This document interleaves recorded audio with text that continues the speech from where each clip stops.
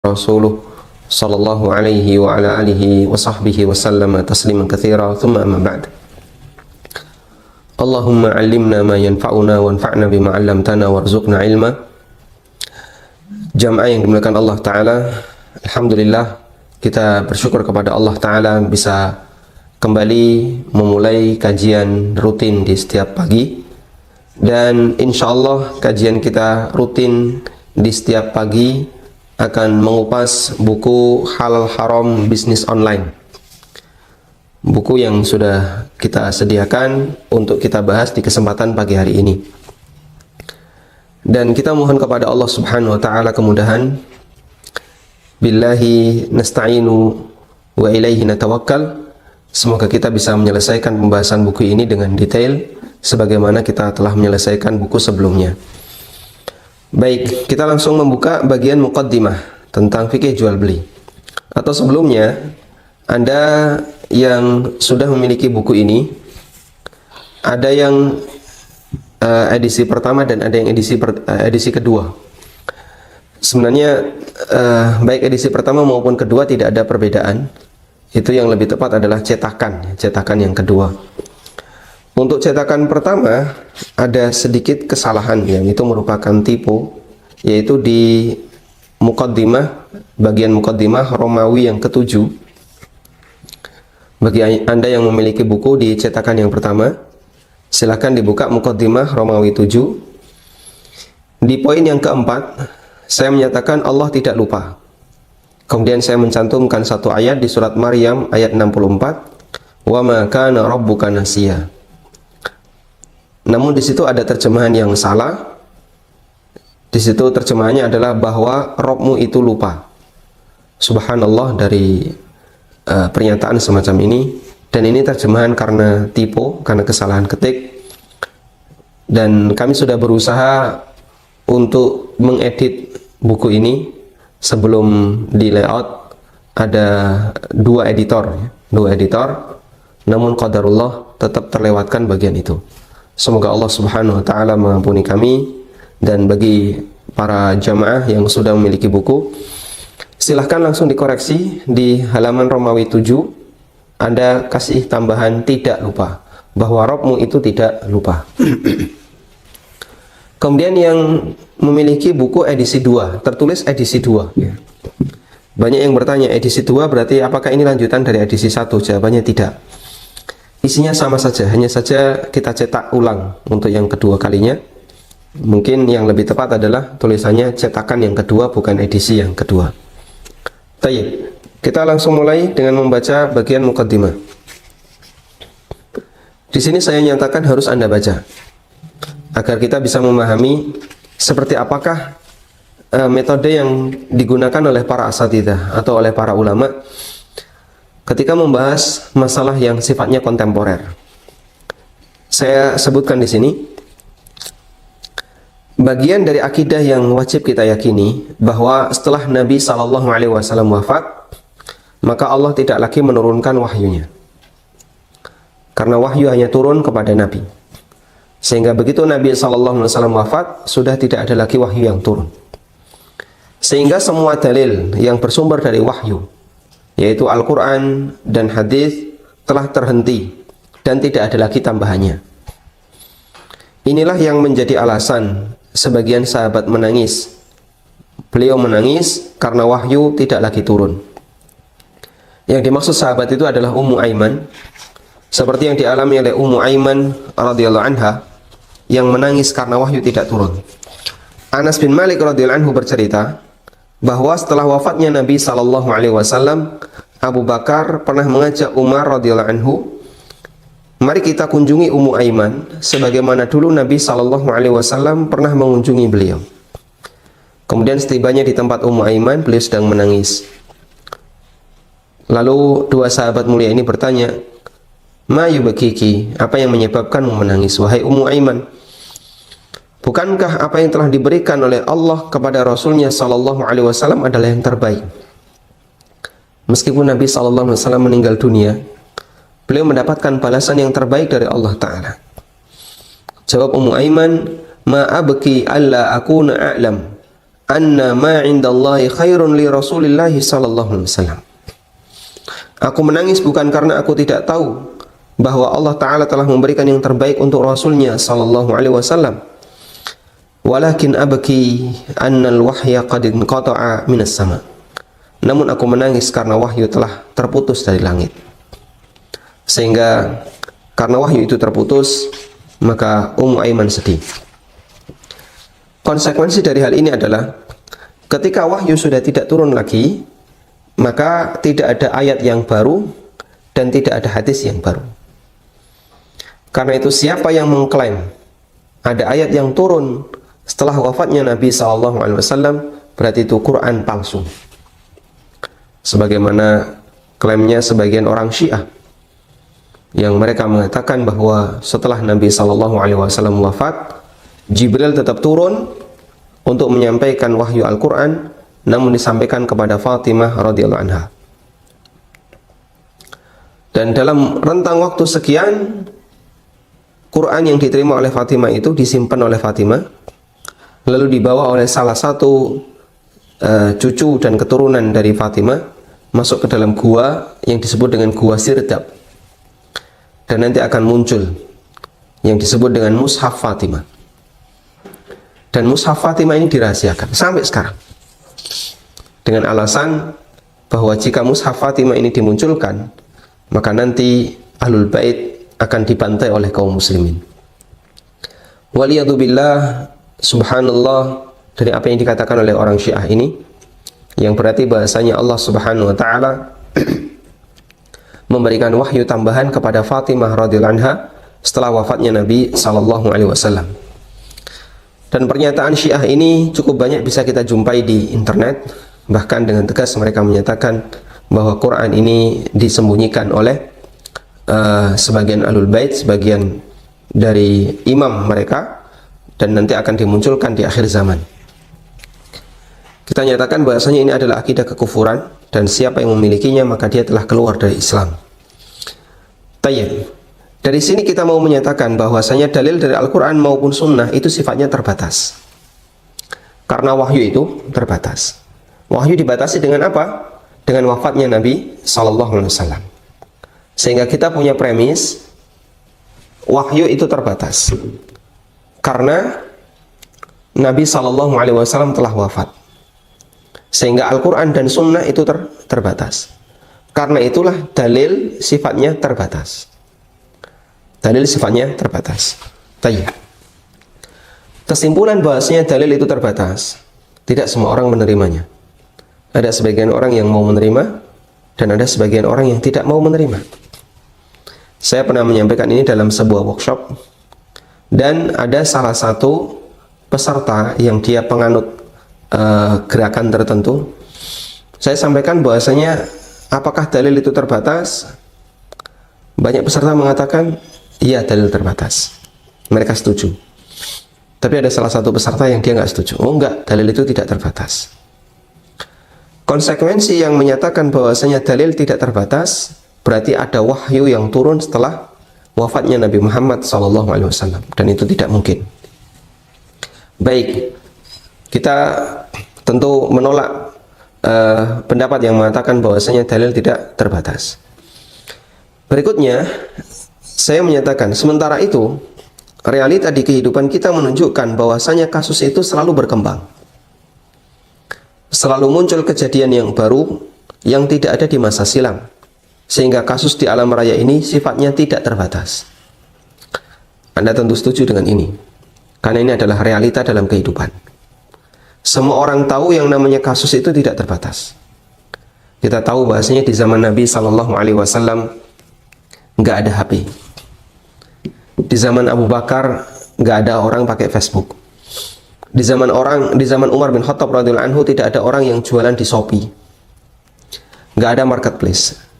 Dan berbagai macam fasilitas yang saat ini semarak di tengah manusia, namun tidak ada di zaman Nabi SAW. Sekarang banyak sekali kendaraan-kendaraan yang itu tidak ada di masa Rasulullah SAW. Nah, kemudian muncul pertanyaan, bagaimana dalil yang sifatnya terbatas bisa menjawab kasus yang tidak terbatas. Bagian inilah yang mau kita pecahkan.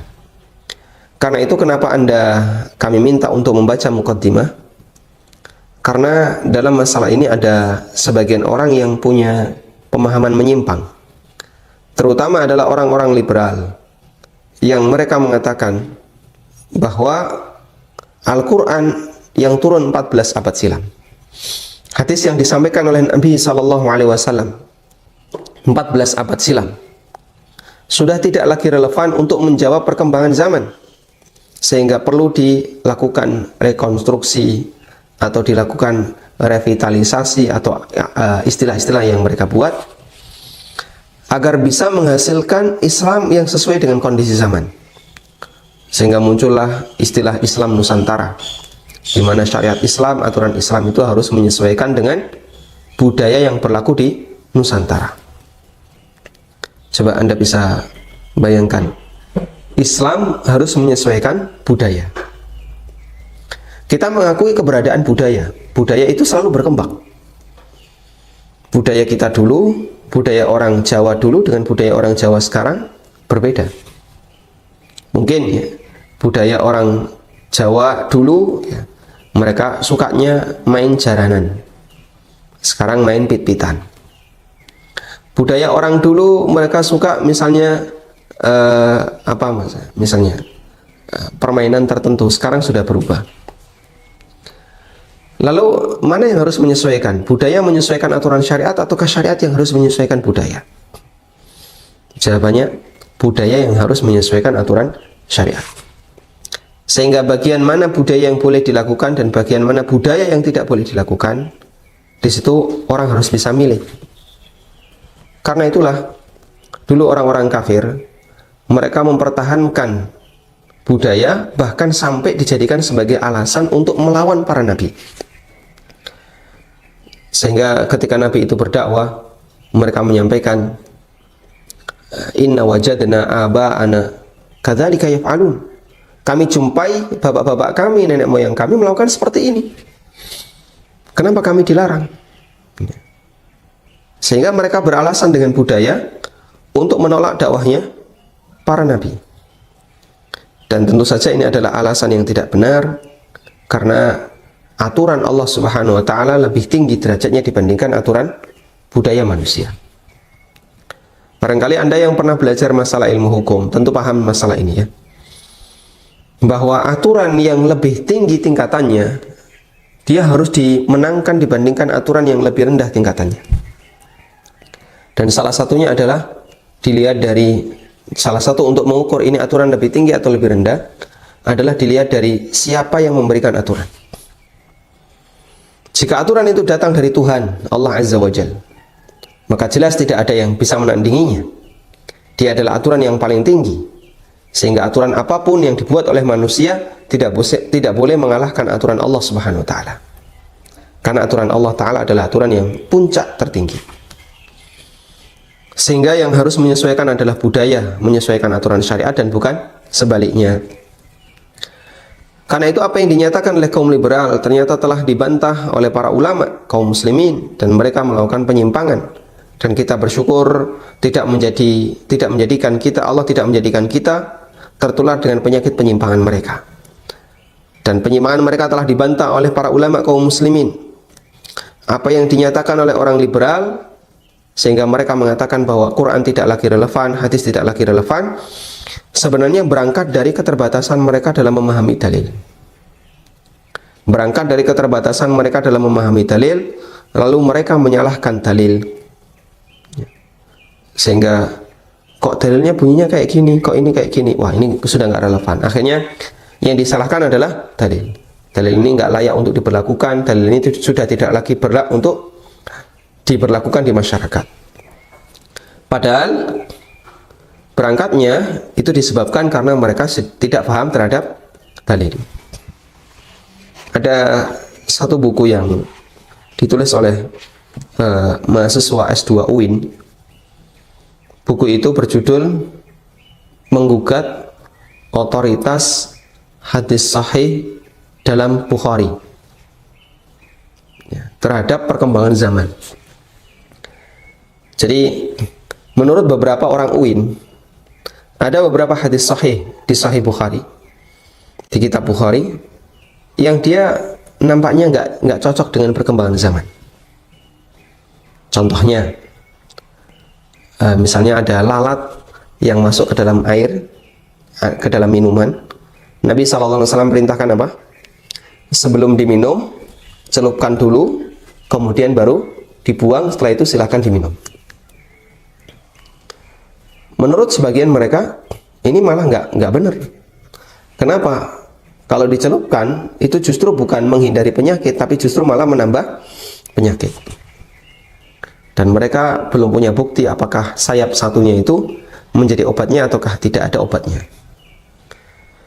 Contoh yang lain, jika ada anjing yang menjilati wadah yang basah, bejana, yang berisi air, maka untuk membersihkan wadah ini harus dicuci sebanyak 7 kali. Salah satunya menggunakan tanah, air bercampur tanah. Lalu mereka komentar, ini aneh, air bercampur tanah itu justru malah mengotori. Tapi ini kenapa dipakai untuk mencuci anjing yang menjilati atau mencuci wadah yang dijilati oleh anjing? Ya. Padahal kalau tujuannya untuk membersihkan, seharusnya di zaman kita cukup dengan menggunakan sabun atau disemprot dengan desinfektan. Dan komentar yang semisal, termasuk misalnya Nabi Musa pernah debat dengan Adam, yang itu disebutkan dalam Sahih Bukhari. Ini aneh, kapan dia ketemu? Adam manusia pertama, Musa jaraknya dengan Adam sekian ribu tahun, bagaimana mungkin bisa ketemu? Dan hal-hal yang mereka sampaikan yang menurut logika mereka itu aneh, padahal itu semuanya tidak aneh, karena kita meyakini bahwasanya Allah Subhanahu wa Ta'ala Maha Kuasa atas segala sesuatu. Jika kita yakin bahwasanya Allah Maha Kuasa atas segala sesuatu, akan sangat mudah bagi kita untuk memahami setiap dalil yang menurut logika kita nggak masuk akal. Karena itulah apa yang disampaikan oleh orang liberal, bahwa Allah Subhanahu wa Ta'ala atau Al-Quran yang turun 14 abad silam, hadis yang disampaikan oleh Nabi SAW 14 abad silam, tidak lagi relevan dengan perkembangan zaman. Sebenarnya pernyataan ini berangkat dari keterbatasan mereka terhadap dalil.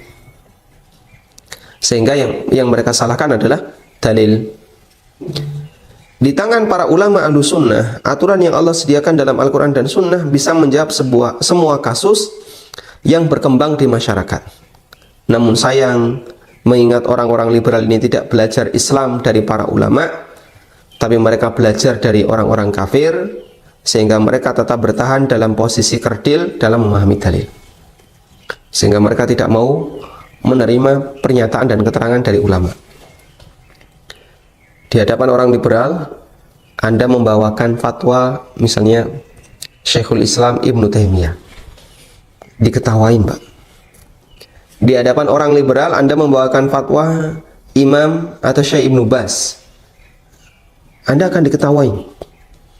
Atau membawakan fatwa Lajnah Daimah atau Syekh Utsaimin, Anda akan diketawain. Karena mereka menghina para ulama. Dan mereka menganggap para ulama tidak memahami dalil. Padahal hakikatnya adalah mereka sendiri yang tidak paham dalil. Ada salah satu kawan, beliau sudah meninggal rahimahullah, yang beliau mengambil doktoral di salah satu universitas Islam di Indonesia. Dan ketika beliau menulis disertasi, dalam disertasi itu beliau sampaikan, karena beliau ini termasuk salah satu di antara asatidah ahlu sunnah, beliau sampaikan beberapa dalil yang bersumber dari Al-Quran maupun hadis. Kemudian sebelum presentasi tentu disodorkan dulu ke dosen pembimbing untuk dikoreksi. Apa komentar dosen pembimbing? Dia mengatakan, referensi kamu itu semuanya referensi yang sudah kuno. Ini referensi sekian tahun yang lalu, ratusan tahun yang lalu, bahkan lebih dari 1000 tahun. Karena penulisnya meninggal tahun 300 Hijriah, 300 sekian Hijriah, 200 sekian Hijriah. Ini referensi yang sudah terlalu kuno, nggak berlaku. Nah, yang diinginkan apa? ya pakai referensi yang lebih modern. Ya, pernyataan orang-orang Barat, pernyataan orang-orang Amerika, itu referensinya. Padahal ini jurusan agama ya. Ini jurusan agama. Sehingga dia membahas jurusan agama, tapi referensi yang dipakai diminta untuk referensi yang sifatnya modern, yaitu untuk orang-orang belakangan. Ya. Subhanallah. Makanya benar seperti yang dinyatakan, bahwasanya orang liberal itu mereka anti terhadap Al-Quran dan hadis, meskipun mereka menyatakan bahwasanya mereka adalah seorang muslim. Kemudian terdapat banyak dalil yang menegaskan bahwa aturan yang tertuang dalam wahyu Allah bisa menjawab semua masalah. Di antaranya Allah tegaskan di surat An-Nahl ayat 89. Allah Ta'ala berfirman, "Wa nazzalna 'alaikal kitaba tibyanan likulli syai'in wa hudan wa rahmatan wa busyra lil muslimin." Aku turunkan kepadamu Alkitab tibyanan likulli syai', untuk menjelaskan segala sesuatu, wa hudan wa rahmatan wa busyran lil muslimin, dan sebagai petunjuk, sebagai rahmat dan kabar gembira bagi kaum muslimin. Tolong Anda garis bawahi kalimat kami turunkan kepadamu Alkitab untuk menjelaskan segala sesuatu. Apa yang dimaksud segala sesuatu di sini? Yang dimaksud adalah segala sesuatu yang bisa mendatangkan kebahagiaan bagi manusia di dunia maupun di akhirat. Yaitu segala sesuatu yang dibutuhkan oleh manusia agar dia bisa hidup bahagia di dunia dan di akhirat. Ini dalil yang pertama. Dalil yang kedua, Allah jadikan Islam itu rahmat bagi seluruh alam. Sebagaimana dalam ayat di surat Al-Anbiya ayat 107, Allah Ta'ala berfirman, "Wa ma arsalnaka illa rahmatan lil alamin." Tidaklah aku mengutusmu wahai Muhammad kecuali sebagai rahmat bagi seluruh alam. Kenapa beliau menjadi rahmat bagi seluruh alam? Pertanyaannya begini. Yang berstatus sebagai rahmat itu fisik Nabi Sallallahu Alaihi Wasallam ataukah syariat Nabi Sallallahu Alaihi Wasallam? Allah mengatakan, tidaklah aku mengutusmu kecuali sebagai rahmat bagi seluruh alam. Nah, ketika Nabi Sallallahu Alaihi Wasallam diutus oleh Allah, beliau berwujud fisik dan membawa apa yang diberikan oleh Allah Subhanahu Wa Taala berupa syariat. Pertanyaannya, yang menjadi rahmat bagi alam itu fisik beliau ataukah syariat beliau? Mungkin ada sebagian orang yang menjawab, yang menjadi rahmat adalah fisik beliau. Kita tidak menyalahkan jawaban seperti ini, karena fisik Nabi Sallallahu Alaihi Wasallam itu rahmat. Dalam arti fisik beliau bisa dijadikan sebagai sumber tabarruk. Karena itu rambut Nabi Sallallahu Alaihi Wasallam yang dibawa oleh sahabat bisa dipakai untuk obat. Kemudian selimut Nabi Sallallahu Alaihi Wasallam yang beliau tinggalkan setelah beliau wafat dipakai oleh sebagian sahabat untuk pengobatan. Sehingga fisik beliau bisa menjadi tempat untuk mengambil berkah. Ketika beliau wudu, tetesan-tetesan air yang keluar dari jasad beliau dijadikan rebutan oleh sahabat, kemudian diusap-usapkan di badannya. Nabi SAW tentu melihat itu dan beliau biarkan. Ketika beliau meludah, ada yang nadai, kemudian diusap-usapkan di badannya. Beliau melihat itu dan beliau biarkan. Ketika beliau melakukan aktivitas tertentu, kadang ada sahabat yang mengusap-usap tangan beliau, kemudian diusapkan ke badannya. Sebagaimana yang ini dilakukan oleh Nabi SAW setelah beliau salat subuh. Ketika beliau berada di Mekah, beliau selesai salat subuh, para sahabat berkerumun, kemudian menyalami tangan Nabi SAW selesai salat, lalu diusapkan ke badannya. Dan itu dijadikan dalil oleh sebagian orang, dianjurkan untuk salaman setelah salat. Padahal maksud sahabat ini adalah tabarruk. Karena mereka baru saja pertama kali ketemu Nabi Sallallahu Alaihi Wasallam di musim haji. Sehingga begitu mereka melihat Nabi Sallallahu Alaihi Wasallam, Selesai beliau sholat, didatangi, kemudian tangannya salaman, terus diusap-usapkan. Dan itu gantian banyak orang. Ya. Yang itu hanya dilakukan ketika kejadian itu, bukan rutin. Tayyib. Sehingga fisik Nabi SAW adalah rahmat. Namun, dia sifatnya terbatas. Terbatas dengan apa? Terbatas dengan waktu dan tempat. Karena itu siapa yang mendapatkannya? Yang mendapatkannya hanyalah para sahabat yang hidup bersama beliau. Sehingga mereka yang berada di tempat yang jauh dari beliau nggak dapat manfaat ini. Mereka yang hidup setelah beliau wafat juga nggak dapat kesempatan ini. Yang bisa mendapatkannya hanya sahabat yang ketemu dengan Rasulullah SAW. Berarti fisik beliau itu rahmat tapi sifatnya terbatas. Karena itu kalau pertanyaannya, mana yang lebih menunjukkan rahmat bagi seluruh alam? Fisik Rasulullah SAW ataukah ajaran beliau? Jawabannya yang kedua.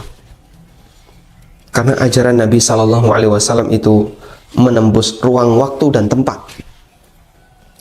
Menembus dimensi waktu dan tempat. Tersebar ke seluruh penjuru alam.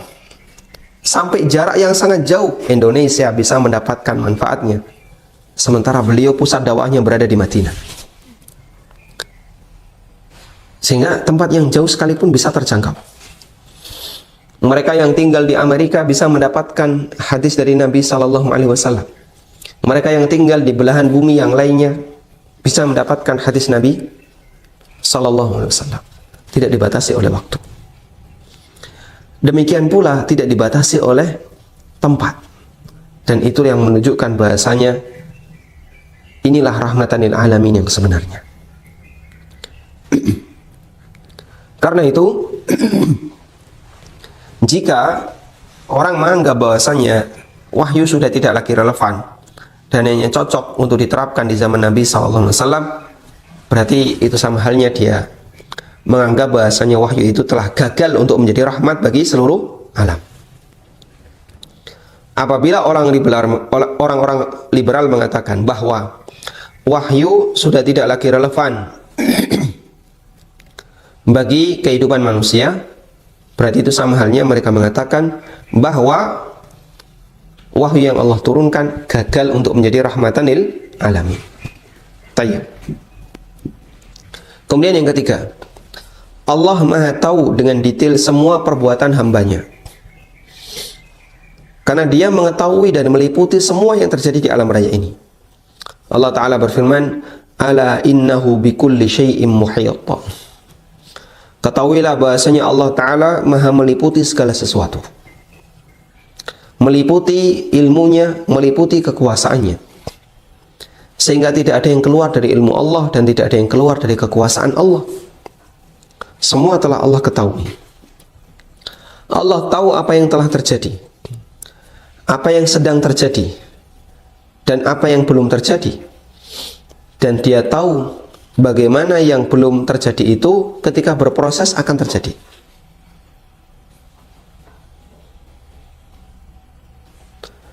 Kata para ulama, Allahu alimun bima kana wa ma yakunu wa ma lam yakun wa kaifa lam yakun kaifa yakun. Allah Subhanahu wa taala tahu apa yang telah terjadi. Di masa silam Allah tahu semuanya. Wa ma yakun, dan apa yang sedang terjadi. Wa ma lam yakun, dan apa yang belum terjadi.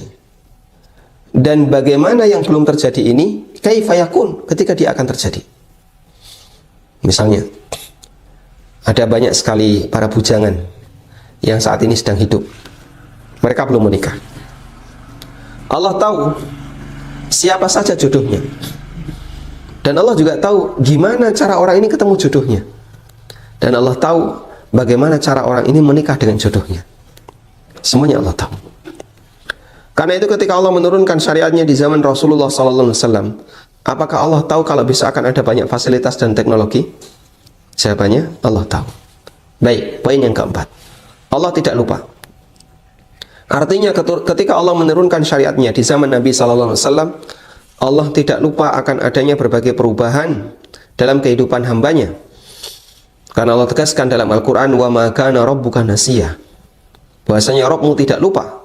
Allah tidak lupa. Ketika ayat ini diturunkan, kelak akan ada teknologi informasi, termasuk diantaranya adalah jual beli online. Dan dua prinsip ini yang dijadikan oleh para ulama untuk membantah sebagian orang yang menolak tentang hadis ketika ada anjing yang menjilati sebuah wadah, maka harus dicuci sebanyak 7 kali. Mereka mengatakan hadis ini tidak berlaku karena sekarang sudah ada sabun. Sekarang sudah ada alat pembersih yang lebih canggih dibandingkan tanah. Pertanyaannya, apakah Allah tahu ketika Allah perintahkan Nabi-Nya Shallallahu Alaihi Wasallam untuk menyampaikan hadis ini? Apakah Allah tahu besok akan ada sabun? Mereka menjawab, Allah tahu. Baik. Kalau mereka mengatakan Allah tidak tahu, keluar dari Islam, kafir. Karena berarti dia telah mencela Allah Subhanahu Wa Taala, dan itu perbuatan kekufuran. Pertanyaan yang kedua, Allah tahu tadi, Anda sepakat Allah tahu. Apakah Allah lupa kalau besok akan ada sabun? Kalau dia mengatakan Allah lupa, subhanallah dari apa yang dia ucapkan. Dan itu juga kalimat kekufuran. Ya. Sehingga tidak ada pilihan yang lain selain mereka mengatakan Allah tahu dan Allah tidak lupa. Jika demikian, maka Allah tahu kalau besok ada sabun. Dan ketika Allah turunkan syariat ini, Allah tidak lupa kalau besok akan ada sabun. Yang kelima, semua sebab yang bisa mengantarkan menuju surga dan menjerumuskan manusia ke dalam neraka telah dijelaskan oleh Nabi Sallallahu Alaihi Wasallam. Apa saja yang bisa membuat orang menuju surga dan apa yang membuat orang kecemplung neraka telah dijelaskan oleh Rasulullah Sallallahu Alaihi Wasallam. Dari Abu Dzar radhiyallahu anhu, Nabi Sallallahu Alaihi Wasallam bersabda, "Ma baqiya syai'un yuqarribu minal jannah wa yuba'idu minan nar illa wa qad buyyina lakum." Tidak tersisa satupun sebab yang bisa mengantarkan menuju surga dan menjauhkan dari neraka kecuali telah dijelaskan kepada kalian. Sehingga nggak ada yang tidak dijelaskan oleh Nabi Sallallahu Alaihi Wasallam. Kita membahas masalah muamalah terkait harta. Tujuannya adalah untuk mengetahui bagian mana yang dibolehkan dan bagian mana yang dilarang untuk diambil, termasuk halal haram bisnis online. Sehingga mengenal halal haram masalah ini hakikatnya adalah mengenal batasan agar kita bisa selamat di akhirat. Sehingga yang seperti ini telah dijelaskan oleh Nabi Sallallahu Alaihi Wasallam bagian hukumnya. Yang dulu sudah pernah kita sampaikan, ada dua hal yang perlu kita bedakan. Kalian lebih paham tentang urusan dunia kalian. Premis yang kedua adalah kalian lebih paham tentang hukum urusan dunia kalian. Yang benar yang mana? Yang pertama. Kalian lebih paham tentang urusan dunia kalian. Tapi kalau hukum urusan dunia, siapa yang paling paham? Nabi Sallallahu Alaihi Wasallam. Nah, untuk masalah hukum urusan dunia, beliau telah jelaskan semuanya kepada manusia. Karena hukum inilah yang nantinya akan menjadi aturan. Bagian mana yang boleh, bagian mana yang dilarang. Sehingga jika orang ingin selamat dunia dan akhirat, maka dia harus mengikuti aturan ini. Dan itu sejalan dengan makna hadis yang tadi kita baca. Ma baqiya syai'un yuqarribu minal jannah wa yuba'idu minan nar illa wa qad buyyina lakum. Enggak ada satupun keterangan yang menjelaskan tentang apa saja yang bisa mengantarkan ke surga atau yang bisa menjauhkan diri dari neraka kecuali telah dijelaskan kepada kalian. Dilengkapi dengan ijtihad para sahabat serta ijtihad para ulama salaf yang lebih mengedepankan sikap kehati-hatian dan ketakwaan, baik yang bentuknya pemahaman mereka terhadap kesimpulan dalil atau kesimpulan mereka terhadap kasus yang mereka jumpai. Dari situlah kita bisa mendapatkan kesimpulan yang benar terkait sebuah kejadian yang sifatnya sama sekali tidak ada di masa silam. Wallahu ta'ala alam. Nah, kemudian di bagian yang kedua, saya membahas tentang cara ulama memecahkan kasus kontemporer, yang di situ ada 4 tahapan ya, yang kita sebutkan, dan insya Allah kita akan bahas bagian ini di pertemuan besok insya Allah ta'ala. Demikian yang bisa kita sampaikan. kesimpulan yang ingin kita tegaskan di pertemuan kali ini adalah bahwa syariat itu lengkap dan Allah Subhanahu wa taala jadikan syariat itu bisa menjelaskan semua masalah yang dialami oleh manusia. Dan sebagai bentuk husnudzon kita kepada syariat Allah taala adalah tidak ada satupun bentuk syariat yang tidak relevan dengan perkembangan zaman. Wallahu taala alam. Wa sallallahu ala nabiyyina Muhammadin wa ala alihi wa sahbihi wa sallam wa akhiru da'wana alhamdulillahirabbil alamin. Baik, selanjutnya kami persilahkan kepada Anda yang mau menyampaikan sesuatu bisa disampaikan di line telepon ya, nomor 0812 2444 3344 atau juga bisa melalui WA di nomor 0821 221 567890. Baik, sebelum kita menjawab pertanyaan melalui telepon, kita coba bacakan pertanyaan melalui WA. Pertanyaan dari sahabat Sauda TV, Mariama Setiawan. Assalamualaikum Ustadz. Waalaikumsalam warahmatullahi. Mau bertanya, apakah setiap bisnis MLM itu haram? Kalau sudah ada kehalalan dari fatwa MUI tentang bisnis tersebut, apakah bisa kita ikuti Ustadz? Afwan. Baik. Sambil kita angkat penelpon yang pertama. Putus ya. Apakah setiap bisnis MLM itu haram? Ataukah ada bagian MLM yang diperbolehkan? Karena ada fatwa MUI yang membolehkan MLM. Bahkan ada MLM yang sudah mendapatkan sertifikat halal. Baik. Mohon Anda bedakan antara produk dengan sistem. Ada produk yang dia mendapatkan label halal dari MUI. Dan kita tidak menggugah bagian ini. Karena produk itu yang penting tidak ada zat yang haram, tidak ada zat yang najis, maka hukum asalnya halal untuk dikonsumsi. Dan selama tidak membahayakan bagi orang yang mengkonsumsi, hukumnya diperbolehkan. Itu kalau sifatnya produk. Namun untuk sistem, maka di sini perlu kita lihat bagian mana yang boleh, bagian mana yang dilarang. Dan tidak semua sistem MLM yang ada di negara kita, bahkan di dunia, dia memenuhi standar syariat. Sehingga yang kita bahas adalah bagian sistemnya, bukan bagian produknya. Insya Allah nanti kita akan sebutkan seperti apakah MLM yang diperbolehkan. Baik, kita coba angkat penelpon berikutnya. Silahkan. Assalamualaikum warahmatullahi wabarakatuh. Waalaikumsalam warahmatullahi wabarakatuh.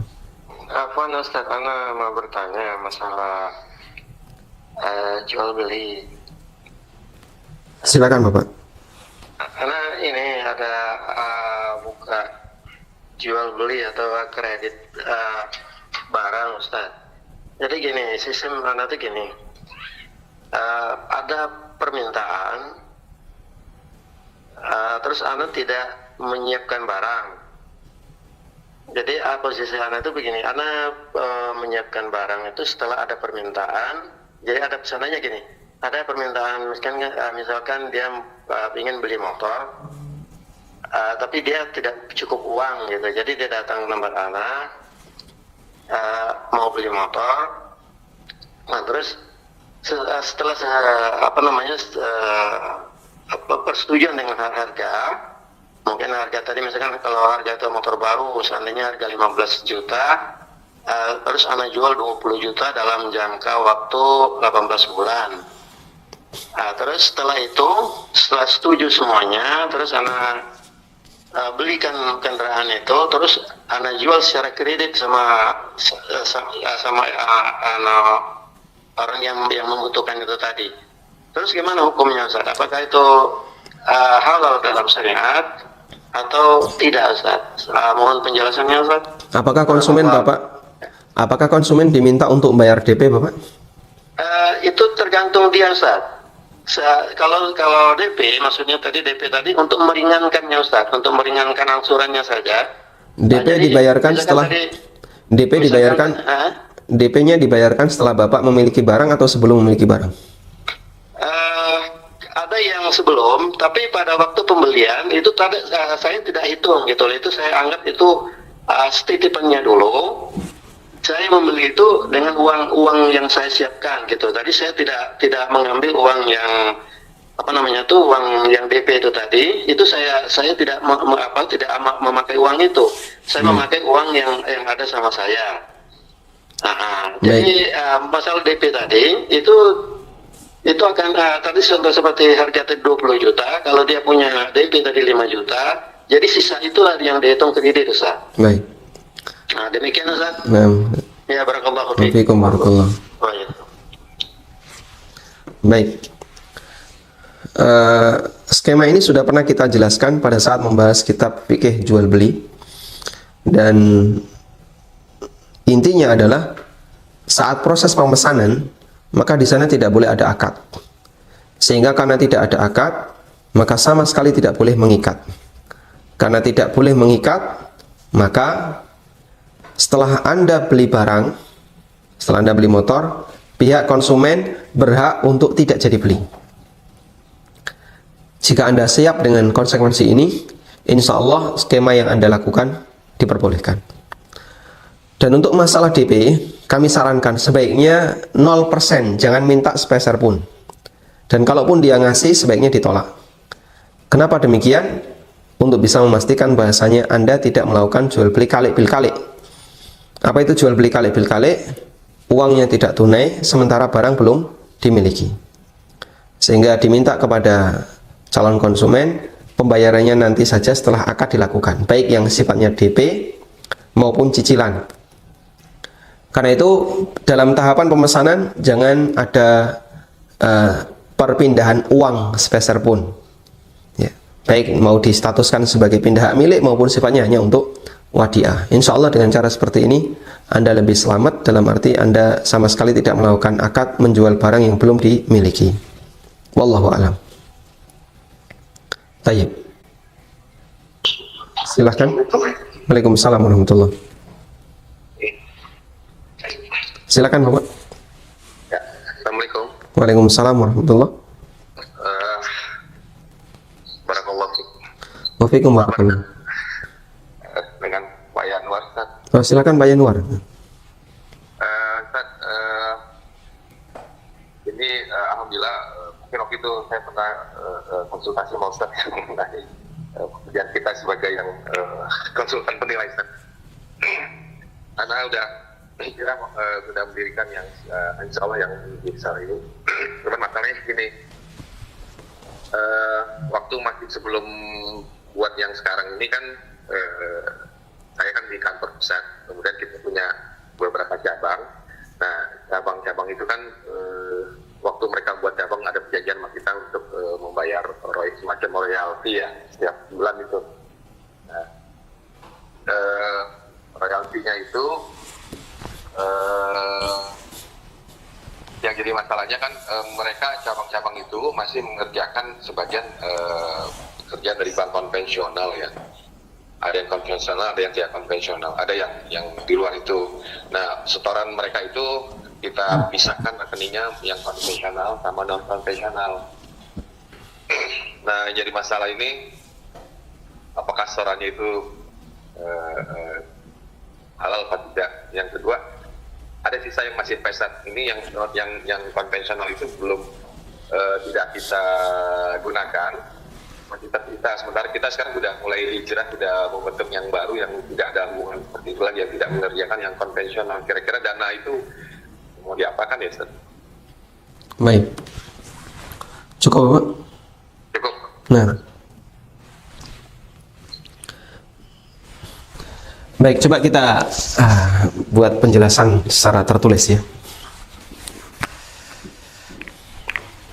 Lama kita tidak menulis. Tadi ada pertanyaan tentang MLM ya. Kapan sebuah MLM itu dikatakan memenuhi standar syariat dan kapan tidak memenuhi standar syariat? Tayyib. Dulu sudah pernah kita sampaikan bahwa inti larangan jual beli dan semua muamalah yang ada di sekitar kita itu jika di sana mengandung 3 pelanggaran. Ada unsur dolim, ada unsur riba, atau unsur gharar. Nah, di MLM itu yang dominan yang mana? Dolim, riba, gharar, pelanggaran yang paling dominan di MLM yang mana? Insya Allah nggak ada zalim. Kenapa? Mereka saling ridho. Kalau merasa didolimi mungkin banyak, yaitu para downline yang sudah nggak bisa dapat nggak dapat downline bawahnya lagi karena sudah mengalami saturasi. Kalau unsur riba insya Allah nggak ada, karena statusnya jual beli biasa. Yang ada adalah bagian ini, ketidakjelasan. Gharar inilah yang dominan dalam MLM. Karena itulah inti dari MLM, mana yang boleh mana yang tidak adalah pertanyaannya, ada nggak ghararnya? Kalau nggak ada ghararnya boleh, kalau ada ghararnya hukumnya dilarang. Nah, cara untuk meneliti ada ghararnya atau tidak gimana? Cara untuk mengetahui ini ada gharar atau tidak gimana? Dulu sudah kita bahas tentang teori iwad dan muawad, ya. Anda lihat bagaimana keseimbangan antara iwad dan muawad, antara apa yang dibayarkan dengan apa yang diterima. Ketika keseimbangan itu terjadi, di mana yang dibayarkan jelas dan yang diterima jelas, maka insya Allah tidak ada gharar. Tapi ketika dua hal ini tidak terjadi, antara yang dibayarkan dengan yang diterima, salah satu tidak jelas, misalnya ini jelas, yang ini tidak jelas, maka di situ ada gharar. Nah, salah satu cara yang ini sifatnya hanya menurut yang saya ketahui, ya. Salah satu cara untuk mengetahui adanya keberadaan gharar adalah beberapa indikator ini, ya. Pertama, fee referral. Satu, ketika di sana ada fee referral, itu biasanya mengandung gharar yang sangat jelas. Yang kedua adalah ada fee dapat downline.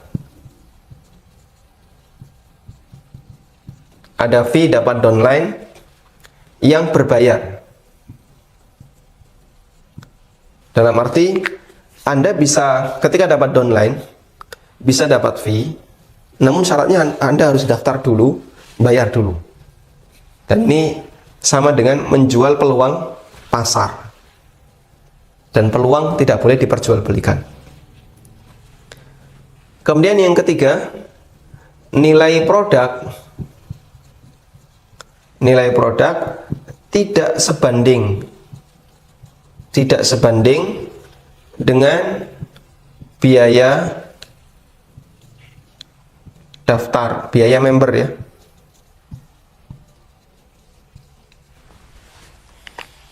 Misalnya produknya sangat murah tapi biaya membernya mahal. Kenapa orang mau untuk beli itu? Karena sebenarnya yang dia inginkan ini, yang dia inginkan adalah fee referral atau fee dapat downline, namun sifatnya berbayar. Dan jika ada tiga hal ini, maka Anda bisa nyatakan bahasanya MLM itu mengandung gharar. Tapi kalau nggak ada ini, insya Allah tidak masalah. Ya. Misalnya kalau nggak ada itu gimana, Pak? Tidak ada fee referral, ya. Nggak ada fee dapat downline yang sifatnya berbayar. Nilai produk sebanding dengan biaya yang biaya daftar member misalnya, maka insya Allah ini MLM yang diperbolehkan. Misalnya bayar 100.000 dapat apa misalnya? Satu paket sembako. Kemudian Anda sekaligus diangkat sebagai agen, insya Allah tidak masalah. Karena pemasaran berjenjang itu tidak dilarang. Pemasaran berjenjang tidak dilarang. Seperti kemarin yang sudah kita sampaikan, ada kasus yang diceritakan oleh Syekhul Islam. Ada dalal yang dia memiliki banyak tim dalal, ya. Ini dalal-dalal bawahannya ini adalah tim tambahan yang dia miliki. Dan dalal sebagai orang yang memaklari penjualan barang, dia boleh mensubkon ke maklar-maklar yang lain. Dan seperti ini kata Syekhul Islam, selama diizinkan oleh tajir itu berarti pemilik barang, selama ini mengizinkan, hukumnya diperbolehkan. Kalau nggak diizinkan, ulama beda pendapat apakah ini boleh ataukah tidak. Intinya pemasaran berjenjang itu tidak dilarang. Yang bermasalah adalah ketika ada orang yang mau memasarkan secara berjenjang, dia harus bayar dulu. Sementara ketika dia bayar, belum tentu bisa dipastikan apakah dia nanti bisa dapat fee ataukah tidak. Dan itulah yang menjadi sumber gharar dalam MLM.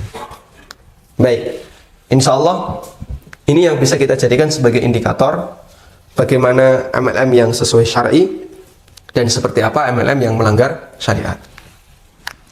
Selanjutnya kita akan bahas pertanyaan berikutnya tentang masalah tadi ya, tim penilai yang bertugas untuk melakukan appraisal terhadap beberapa objek. Dan biasanya banyak kliennya adalah perbankan. Misalnya tim appraisal untuk objek bangunan yang mau dijadikan sebagai agunan, yang mau dijadikan sebagai apa misalnya jaminan untuk utang bank dan seterusnya. Tim penilai ini sifatnya adalah menjual jasa.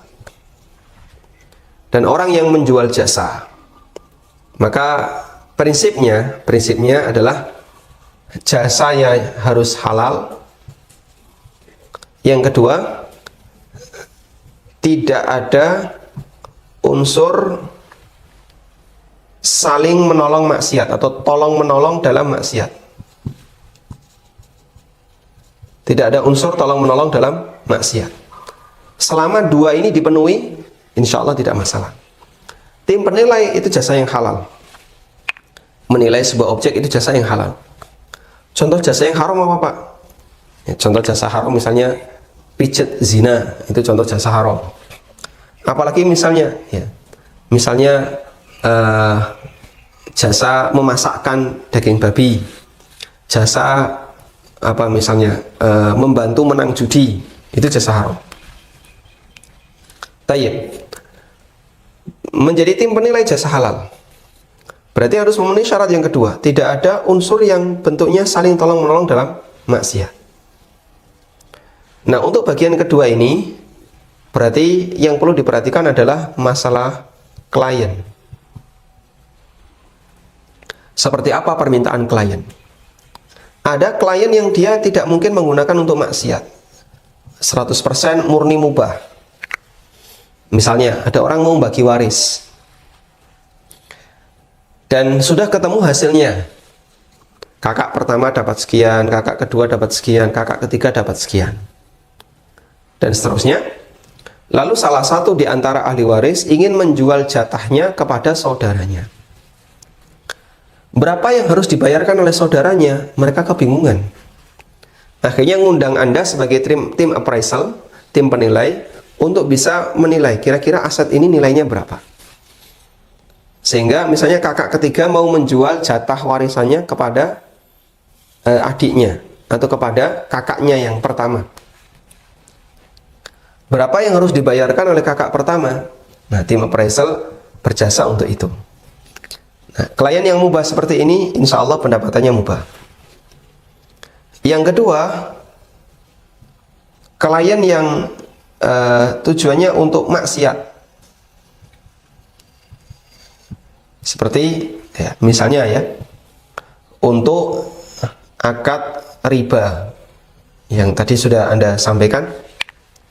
Ada orang mau utang bank, lalu dia menyampaikan agunannya. Agunannya adalah sebidang tanah atau sebuah bangunan. Kemudian tim penilai melakukan penilaian. Keberadaan tim penilai itu akan menjadi salah satu bagian pendukung dilakukannya transaksi riba. Berarti dia melakukan bagian ini ya, tolong-menolong dalam urusan maksiat, sehingga pendapatannya hukumnya tidak diperbolehkan. Baik, karena itu muncul dua pendapatan ya. Muncul dua pendapatan. Ada pendapatan yang mubah, ada pendapatan yang haram. Bagian pertama tidak ada masalah, bagian kedua sekarang. Pendapatan yang haram nggak ada di pusat, tapi adanya di cabang. Berarti apa yang harus dilakukan? Anda harus mendoktrin bagian cabang. Saya tidak mau lagi kalian melayani klien-klien seperti ini. Sehingga harus ada pernyataan dengan tegas bahwa Anda memisahkan diri dari klien atau layanan yang sifatnya haram. Karena kalau dibiarkan saja dan Anda tahu, berarti sama dengan membiarkan anak perusahaan untuk menghasilkan sesuatu yang haram. Dan kesengajaan seperti ini tidak boleh. Sehingga harus ada pemberitahuan bahwa klien yang haram kami larang. Jika ada pelanggaran, berarti pelanggarannya bukan pada posisi Bapak, tapi pelanggarannya adalah pada posisi karyawan. Maka misalnya karyawan tetap melakukan hal seperti itu, pelanggaran seperti itu, Anda tidak bersalah. Kenapa? Karena dari awal Anda sudah meminta agar mereka tidak melakukannya. Nah, tetap ada pelanggaran, jadilah pendapatan yang haram. Sumber pendapatan yang haram ini masuk ke pusat.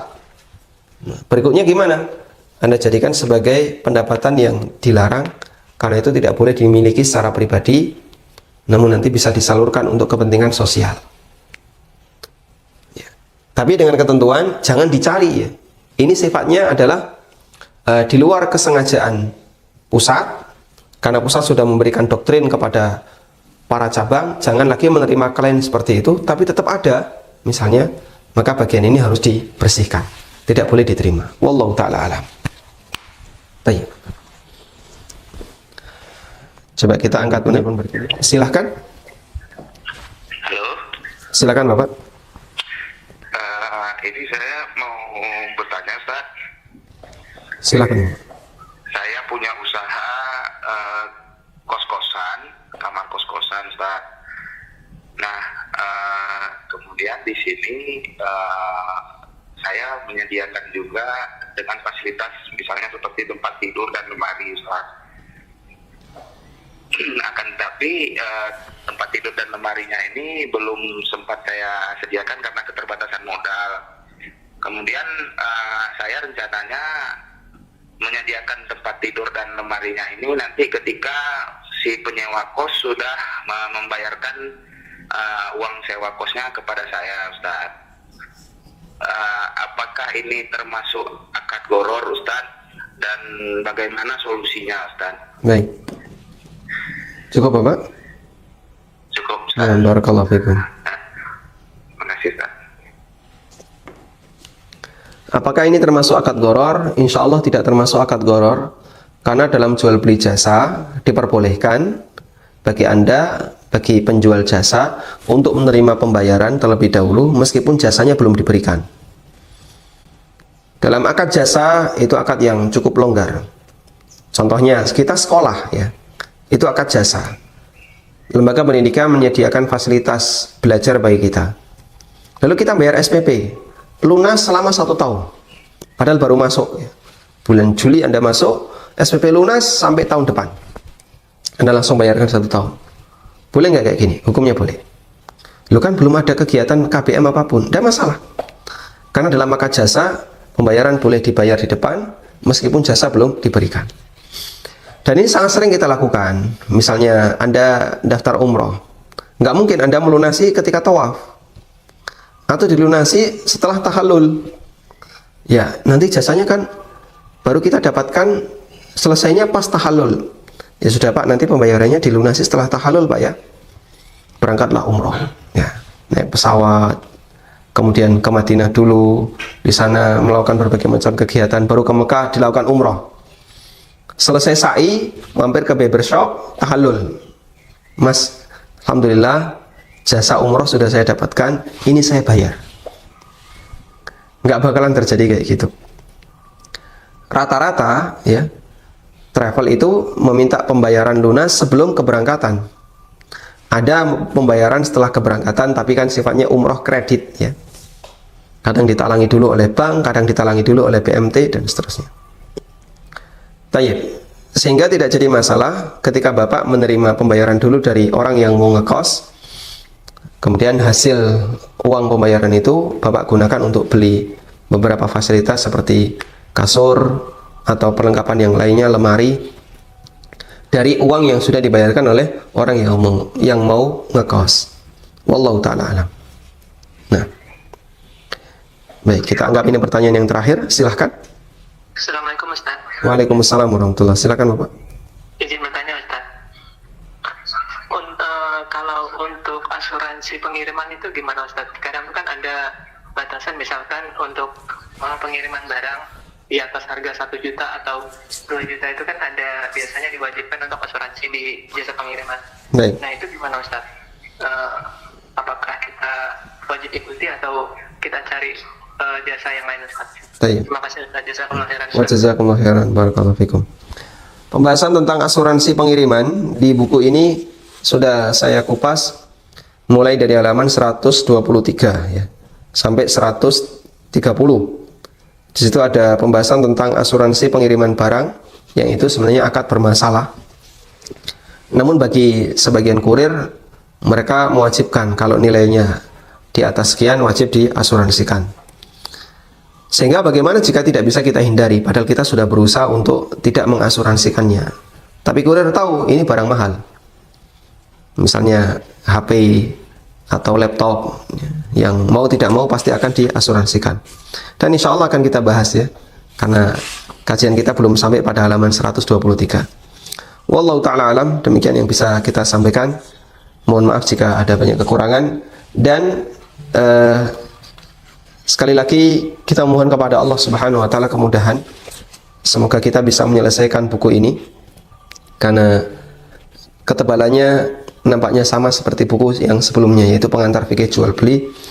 Kita membutuhkan waktu yang cukup panjang. Pengantar fikih jual beli kemarin kita selesaikan dalam 40 pertemuan. Nah, semoga ini bisa kita selesaikan dengan memohon pertolongan dari Allah Subhanahu wa taala, dan kami harap Anda bisa bersabar untuk terus mengikutinya. Wassallallahu ala nabiyyina Muhammadin wa ala alihi wa sahbihi wasallam. Wa akhiru da'wana alhamdulillahi rabbil alamin. Wassalamualaikum warahmatullahi wabarakatuh.